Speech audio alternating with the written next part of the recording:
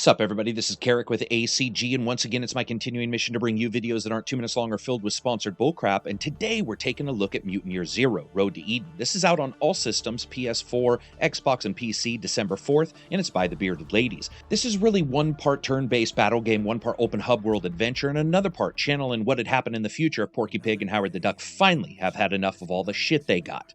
That is Road to Eden. So let's take a look at it, shall we? As always, I want to thank all the patrons. You guys are how this channel continues to be going, especially in the land of demonetization, which almost every one of the videos at some point, once I've released it, gets demonetized, even if it's just for a small amount of time. So if I've ever found you a cool game or maybe saved you a little bit of money, feel free to stop on by and maybe join up in the Discord.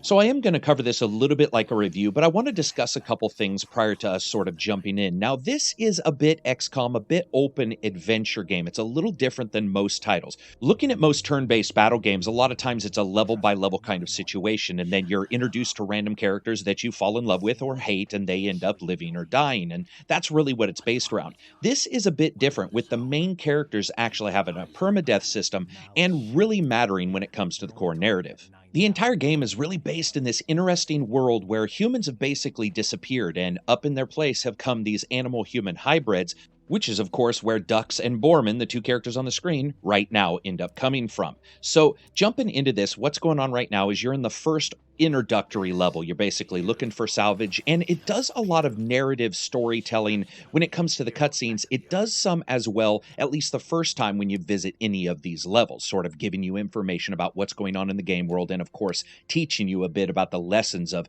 the turn-based and the exploration system. Graphically, I have to say, this was actually performing quite well. 4K, it was about 60 FPS. Sometimes it was dropping a little bit with all the settings on Epic. There were a couple there that you could set down, including post-processing, and get your FPS up a bit. I like the textures, I like the look, but it is a bit rough. There weren't really that many camera adjustments that you could make. For example, here, you're basically stuck at this camera distance. One of the things I really did like is the particle systems as well as this fog system that actually comes in and out, and you start to see this dynamic lighting right away. Now, looking at this graphically, there's a lot of information here. One of the first things you find out is, of course, that you can hide up against items, but you can also see the ring around an enemy and how far they can see. Of course, that being adjusted whether you've turned your flashlight off and you're in stealth or you're not. You also have the ability to split up your group at any one time, at any particular time, whenever you want to. And I really did like that tit for tat, that exploration and then jumping into the battle and the way it worked overall. This is not something that's brand new, but there are some things I think are a bit unique about it. For a moment, let's just sit back and listen to some of the sound and music. Stealing, soul stealing, stalking machine, baby.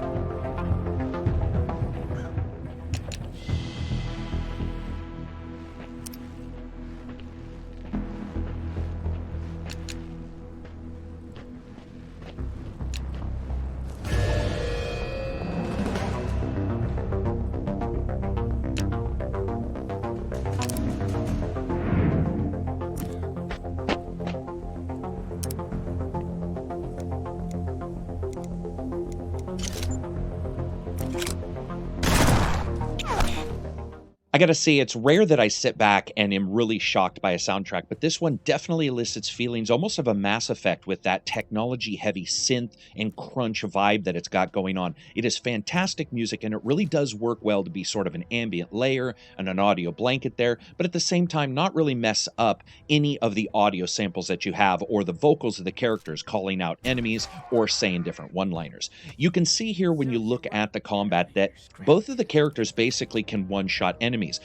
At the same time, in a gameplay dynamic that, let's say, is a little bit more rare, the enemy can actually do wicked amounts of damage to you. In fact, you have your 3 different difficulty levels, easy, normal, and medium. And once you get to normal, it can actually be quite difficult to get through some of those battles. Or at least you really do notice that you have to watch, because it only takes 2, maybe 3 hits or a character who can throw fire at you for you to basically be dead and only have a couple different rounds for you to end up healing that character. Here you can see me going through the skill points. There's different skills for different characters, and they sort of fit the character. For example, Dux has the ability to grow wings and end up going higher in the game world, which not only affects his accuracy as well as others for hitting him, but also allows him to get up on top of items, for example, a railroad car, without having to use the ladder, which is a big deal, especially in a game like this where movement and strategy and cover are so important. When you're playing this game, especially the preview, one of the things that you do notice so quickly is that the characters really do reflect the skills. For example, Borman has a skill that allows him to basically punch through cover,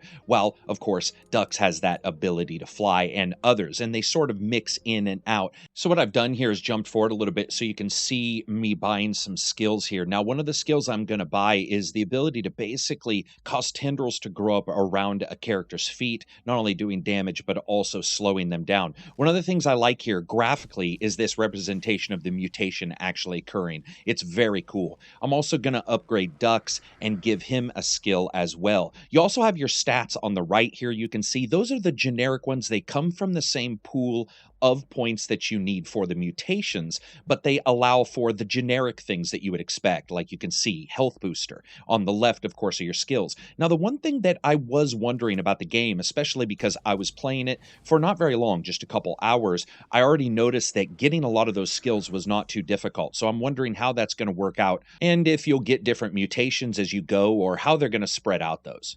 Going back into the game proper here, you can see the flashlight on and off. What that does is it ends up extending that ring of ability for them to actually see you. Now, this character, level 55, of course, has the skull icon we all know and love, which obviously means you're going to get your ass completely destroyed if you end up trying to fight him, so we're sneaking around to the right. I absolutely just love the different moonbeams coming down here, and the way the color is actually working really does inform the gamer, especially the red tones of enemies, but you're also going to see sort of a golden tone for items that you can find in the game world itself. That's one of the differences in this game than many others. You don't really go back to the main base. As you can see here, usually what happens is you end up traveling from level to level to level to level. And then occasionally you go back to the Ark, which is your main base, and that's where you end up doing all the upgrading and leveling. So a lot of the times you're actually on foot moving around in this kind of view versus that tit for tat that sort of goes on in an XCOM game, for example, where you send out your mercenaries, they do a job and they return home. When I first turned this on and started playing it, I was a little bit concerned about how it was going to handle its camera, especially how it was going to handle different items that can end up blocking your view. And I would say it's about 50-50 for how well it works. Sometimes the transparencies work quite well and you can see through particular items so you can still see your characters. And other times it doesn't really work at all. That, of course, I think is just a reflection of this being in its pre-release state. And for a second here, let's listen to a little bit more of the sound and music.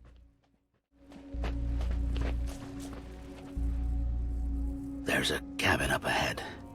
Definitely feel a ghoul vibe coming off of it. So we run in, guns blazing? Too dangerous.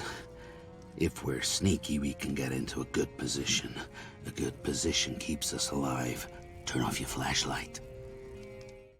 This is something you notice right away when you're playing Mutant Year Zero, is the fact that apparently because boars can talk, they decide to do it all the time. There is a lot of explanation of what's going on. Now, this could be just indicative of it being a title that is showing you the first 4 or 5 levels of the game, but it did end up breaking me out of the environment quite a few times, and there's just a lot of discussion that ends up going on that isn't necessarily in the tutorial, and it feels like it could have been fleshed out a little bit more smoothly. It's very good writing, do not get me wrong. It's actually quite an enjoyable minute-by-minute story. It's just that at times you're like, man, just shut up so I can fucking kill this guy, and you can't. Now here on the bottom you can see the ambush button. What this is it's quite interesting. It really is the go word for attacking everybody. So if you don't press that, you're still in the exploration mode. What that also means though is that enemies, if you enter those rings, will actually be able to see you and get the first attack. So if you ambush them, you get the first attack. If they ambush you or they see you, they get the first attack. I really did like that system. I thought it worked well. Now when it comes to the different characters, they all have different ranges for their weapons that you can get upgraded. But as you can see here, once again, your characters can one-shot many of the enemies, and the enemies, of course, can do some serious damage to you. And of course, that's all adjusted by how much cover you have, what you're hidden behind, and what state you're actually in. So you can see here where that character is basically being alerted, and just like your characters, they can move and then attack, or attack and reload weapons in various different movements. And there you can see how much damage. That's half of my damage. So basically you've got 2, sometimes you're against 4 to 6 people. Of course, you can see right away that it wouldn't take very long for you to end up getting whittled away. Now, when it comes to activating, you can see here you have activate or ignore. If you hit ignore, the enemies won't know that that character's there until they get in direct line of sight. If you activate, they'll know from that point on. It gives you the indicator, of course, of how much damage and percent that you have to hit. This is all pretty good when it comes to a HUD. I felt that it was informative. The only thing I was sort of wondering about is things like this grenade. It did the 1 dot where it said it would do 1 dot of damage, but it didn't really give a lot of information unless you went into the inventory of the burning damage and how that would end up affecting the character. So you can see here Duck's got shot. He's bleeding out. He's got a certain amount of rounds. One of the things I really did like here is you can buy different skills which allow you to basically extend the range out of the number of rounds that you can take before you have to heal him. Let's listen to some guns.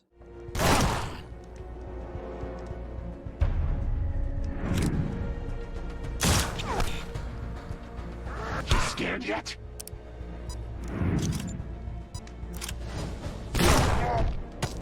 Enough. One. Speaking about sound for a second, really one of the most informative elements in a game is its audio. It's a little less important in a turn-based game, but I feel that sometimes because it's less important, it can be elevated, especially when you're taking that turn-by-turn action, and it doesn't get lost in the cacophony of action that you see in, let's say, a first-person shooter. When it comes to this game, I think the sounds are middling. There's some parts that I really did like. I like the continued crackle of the fire and some of the handgun sounds, but the shotgun itself didn't really sound that good. One thing I did like is when you miss, you get a nice visual and audio alert, sort of a bork sound, which I thought was very cool. So jumping forward here for a moment where we find the Ark, which is your home base, a lot of the different exposition is given by Borman, which is, well, the Boar Man. And you get these long cutscenes between different areas, or when you're loading, it explains the game world. And I really did, like I said before, like this, especially because it is based on a role-playing game, and they really do keep that element. You can see in the lower left-hand corner at times when it loads, it's a 20-sided dice, which I thought was sort of cool. When it comes to fun factor, because let's talk about that for a second, you know, this is sort of a game that we've seen before in various different parts. You've seen turn-based titles and you've seen action exploration titles, and this is sort of all mended in together. But is it enjoyable? And I have to say, yes, it actually is. Now, when it comes to the difficulty, it is a little bit unbalanced. There were times where everything was hunky-dory and I was just destroying people, and then the next time I was shooting somebody and it was like they were too busy lint rolling their friggin' top hat to even notice that I had done any damage. That definitely does occur. But overall, I have to say, this is a game that certainly does look like it's nearing release. It's got a lot of good elements to it. And when you go into the city, there's some upgrades that you can get, and it does give you that home base kind of feeling. Now, when it comes to the exploration itself and the fun factor there, I do wonder if in the long run, that exploration is going to end up not being as enjoyable, because at least for me, there was a lot of places that I was walking around where I was like, okay, there's really nothing more here for me to see or do. What exactly or why exactly would I ever return there? That, of course, is to be answered as we move forward towards this game's release. If there's anything that's really holding me back from utter love for the game, at least for right now in the small amount I played, I would say it's the hiding system. It can be difficult to understand the icons and what exactly hiding is. You have to really look and identify that hiding is technically different in exploration mode than it is in your turn-based mode. That's something that you sort of need to understand. They have, I guess you would say, different status effects overall.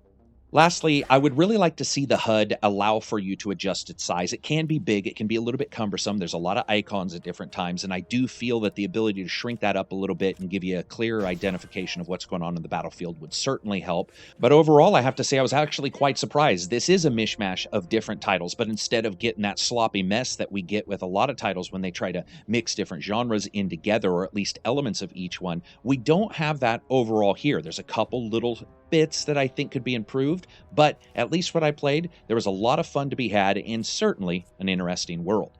So that's it for me. If you like the video, give it a thumbs up. If you dislike the video, give it a thumbs down. Maybe check out Reddit or Twitter. It always helps if you follow on those. And of course, you can become a patron on the Patreon website. You can jump into the Discord. It absolutely helps the channel. It keeps it going, really, especially in this day and age when all of these different monetization issues pop up. Patrons are absolutely where it is, and I want to thank each and every one of them. And to pay you back, I always do videos. We're going to see a review for Hitman 2, see a review for Darksiders 3, and of course, podcasts as always. Peace out, and enjoy the rest of your week.